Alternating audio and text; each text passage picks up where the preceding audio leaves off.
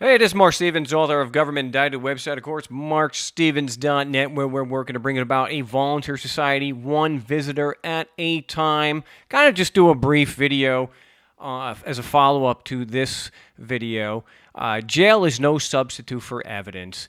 And, you think that you put something up there and people will read, and obviously it's not always taken into consideration. So I think there are going to be new people who aren't necessarily reading, but maybe distracted or maybe swayed by some comments. So I think it's important to put this up there. I put this in, and someone thinks this is the end of my career. Blow that up a little bit. Let's talk about what evidence actually is. And so I got that from that there Google. We'll blow that up there too. Yeah, there we go. And evidence being the available body of facts or information indicating whether a belief or proposition is true or valid. And some may think and claim that using the word information is a be-all, end-all, that anything can be evidence because it's information. But you have to look at the entire definition here. Okay, it's facts or information indicating whether a belief or proposition is true or valid. So we'll go to what information means. So information is facts provided or learned about something or someone.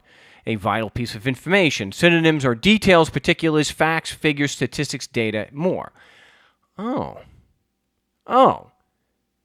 So it's the idea that everything is information, and then therefore information is always evidence to prove your proposition. That's not logical. It's not logical at all. So information has to do with facts provided or learned about something or someone.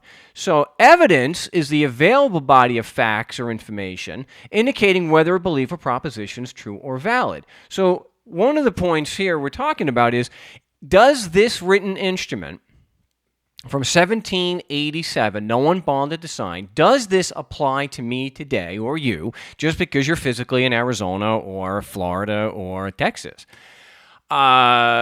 This is certainly information. This is a written instrument. It is in the archives. I have a certified copy of it. It's 4 pieces of paper. It is a written instrument. So the proposition being that this written instrument applies to everyone who is physically in the United States. Physically, I'm not talking about a political body. I'm not talking about the United States government or an agency thereof. I'm talking about strictly the physical location, such as Arizona or Kentucky or New York. That's information, certainly. Does this document itself prove, even if it says in here, which it doesn't, even if it said in here that this document applies to everyone, is just having that information, does that information then prove that the belief or proposition is true or valid? See, what's missing here, proof. Let's look at proof.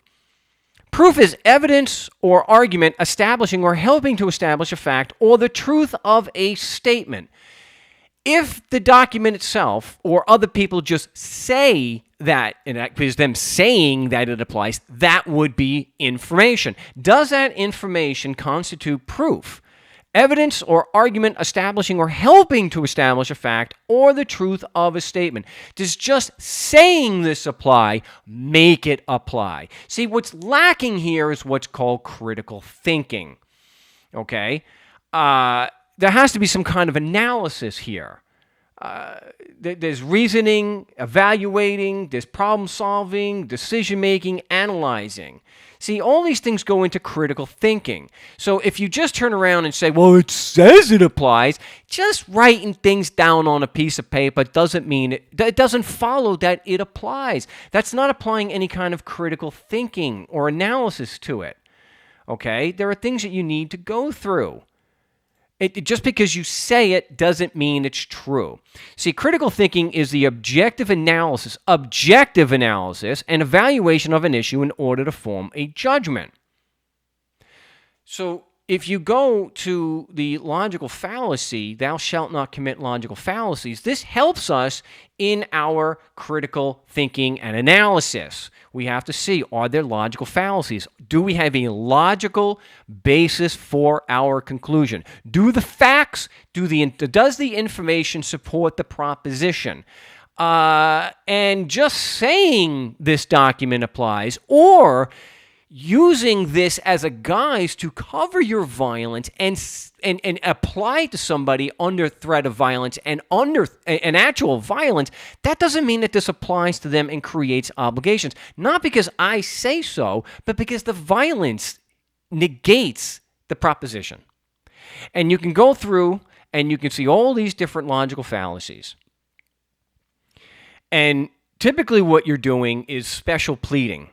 You're moving the goalposts or making up exceptions when a claim is shown to be false. If I write something down on a piece of paper, it doesn't magically apply to everyone because the piece of paper has it written down on it. There's information that says that this document applies to everyone, but that information does not actually support or establish a fact or truth of the statement, because you have what's called also circular logic.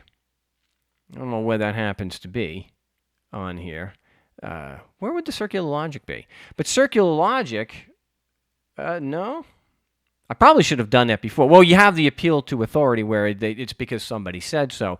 But you have what's called circular logic. So you can go through all your logical fallacies here, and you can show, using basic logic, why it's not true and that this information is not evidence of itself. It does not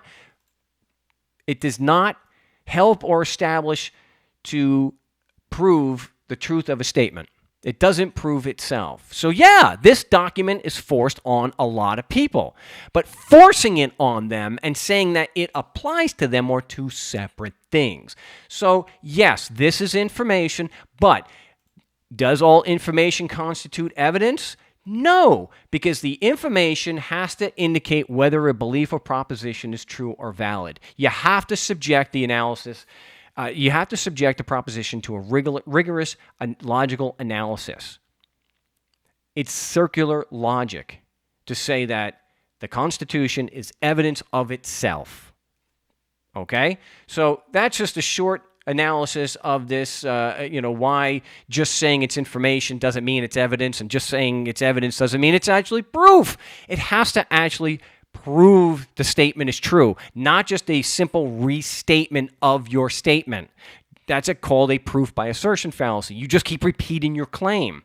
So if you disagree with this, if you think I got my analysis wrong, if you think the logic is wrong, you're more than welcome to correct me on a live broadcast. We're live 4 hours a week most weeks on the Liberty Radio Network, and also the Wednesday broadcast, which you're more than welcome to call in and show where I have made an error in my analysis. Again, my name is Marc Stevens. The website is marcstevens.net.